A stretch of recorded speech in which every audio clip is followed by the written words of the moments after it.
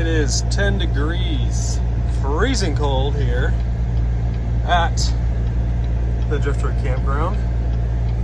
And we're gonna check this place out and see if we have any water leaks.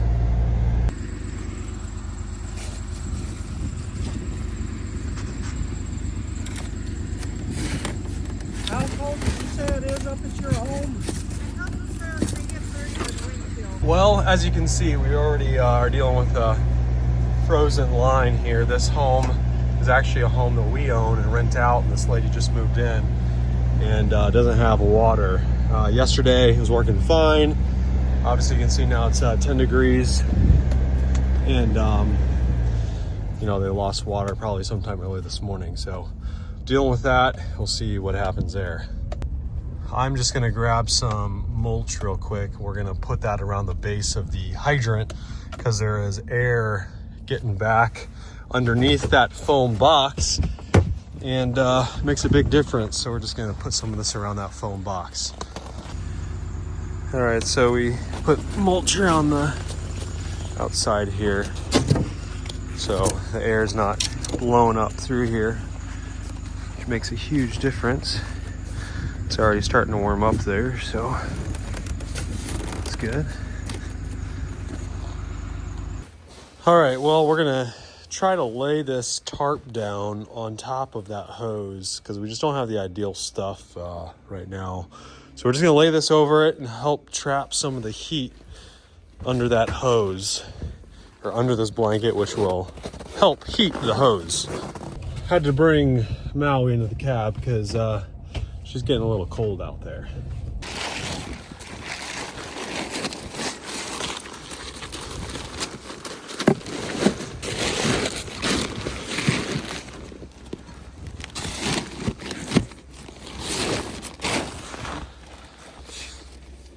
And this is the reality of owning a campground on the cold. It's lots of fun.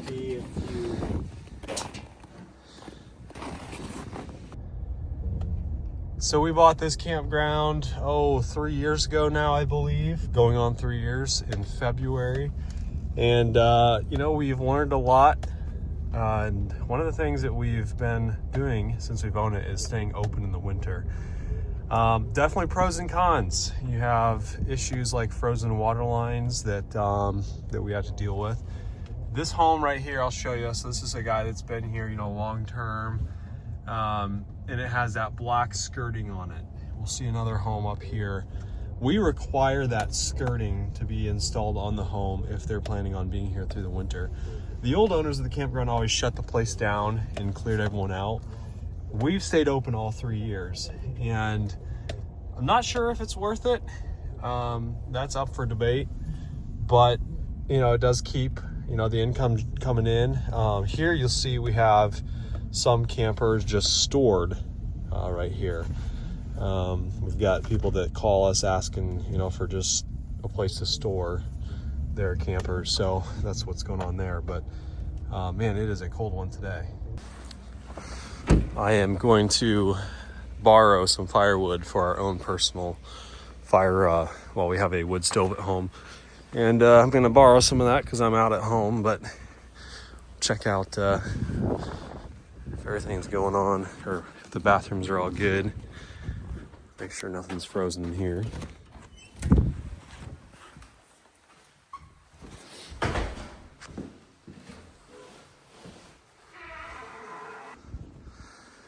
Bathrooms are good. Obviously, folks, the pool is closed. Just want to walk down here and show you guys what we got going on down here. So we've got 50 some sites now here at the campground. We've expanded slowly kind of every year, added a couple lots. And this next year is gonna be really exciting because we have some additional land that we are gonna be expanding onto. And so we'll be making some videos about that. But obviously the pool's closed, it's tarped up. We open that, you know, in the spring, get it cleaned up, ready to go in the summer. There's a little equipment room here. We can show you what's going on in there. So that's in here. This stuff all gets winterized, put away. I feel like this should probably be closed. It's always good to check on things once in a while. That should definitely be closed.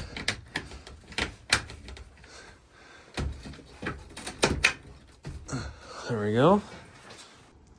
So really, most of the campers you see here are all going to be long-term contractors or traveling nurses, besides the section up there that are just there for storage. But most of these guys are set up here longer term, and you will see some that don't have skirting on them.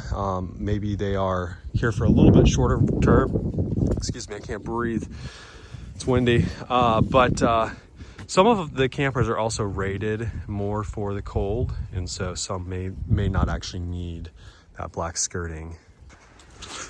One of the things that we've done, and you've maybe seen in some previous videos, but we remodeled this old KOA building. This is the old like classic KOA building. The lower level used to be a camp store, and we actually turned that into an apartment. So there's an apartment upstairs and then an apartment down here. And that door leads in where both apartments have their own separate entrances there. So you've got the apartment there, you've got shower houses, bathrooms on this side, and then if you go over here, we've got our laundry. Not many people are out playing cornhole this time of year, but so there's the old barn. We did a big project on the deck this fall. Made that look a lot better, and we'll stain it come spring. So here's laundry, and then we have what we call the guest room right here, which I don't even know if it's occupied right now. I'm not thinking it is, but I'm not gonna go in it anyways. I'll throw some photos up real quick. So that's a little room where guests can stay if they don't have a camper, and maybe they have friends that are camping out here in the park. So let's grab some firewood and carry on. So one thing you have to think about when owning a campground in the winter is snow removal. We actually have our own truck and we do our own snow. I should say we as in my dad. In previous videos I've talked about dad runs this place. I do not, thankfully. I just have fun and help out with some things, but there's the deck. And I guess I need to go close that door real quick. But so snow removal can be a huge pain at a campground because there's obviously a ton of area to cover and a lot of different homes that you got to clean up, so they have access. So hiring a third party to do it is oftentimes not really very economical. And we have other properties in the area, so it makes sense for us to have a plow ourselves to do it. So you got to think about that. I'll say obviously this time of year we're not doing any mowing, but that's another thing similar to snow removal.